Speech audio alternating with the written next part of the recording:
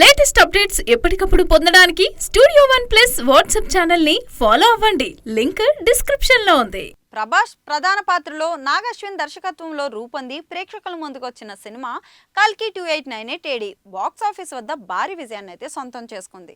భారీ కలెక్షన్లు దక్కించుకోవడం మాత్రమే కాకుండా సినిమాకు విమర్శకుల ప్రశంసలు కూడా దక్కాయి.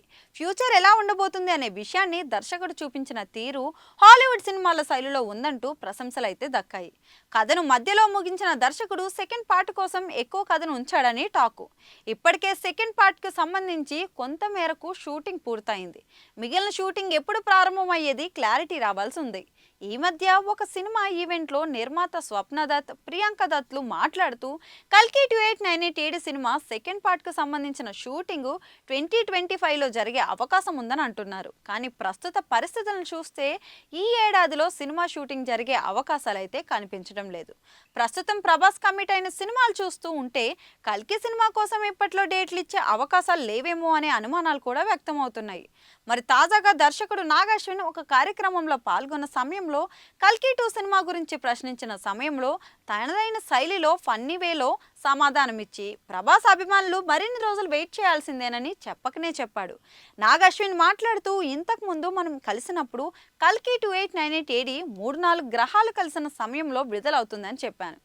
ఇప్పుడు 7-8 గ్రహాలు కలిసిన తర్వాత సీక్వెల్ విడుదల ఉండే అవకాశం ఉందని అన్నారు. నాగ్ అశ్విన్ వ్యాఖ్యలు చూస్తూ ఉంటే సీక్వెల్ విడుదల తేదీ విషయంలో ఆయనకు కూడా స్పష్టత లేదని తేలిపోయింది.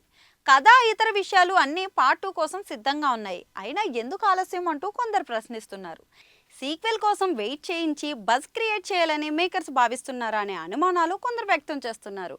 ప్రభాస్తో పాటు ఈ సినిమాలో అమితాబ్ బచ్చన్, కమల్ హాసన్, శోభన, దీపికా పడుకునే, దిశా పటాని ఇంకా పలువురు ప్రముఖ నటీనటులైతే కనిపించారు. దీపికా పడుకునేను మొదటి పార్ట్లో గర్భవతిగా చూపించారు. సెకండ్ పార్ట్లో ఆమె కల్కికి జన్మనివ్వడం, ఆ బిడ్డ చుట్టూ కథ తిరగడం మనం చూడబోతున్నామని ప్రచారం అయితే జరుగుతుంది.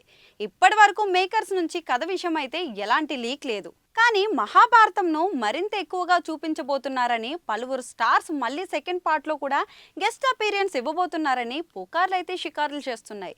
మొత్తానికి సీక్వెల్ ఎప్పుడు వచ్చినా తెలుగు ప్రేక్షకుల్లోనే కాకుండా అన్ని భాషల ప్రేక్షకుల్లో కూడా అంచనాలు భారీగా ఉండే అవకాశాలు అయితే ఉన్నాయి.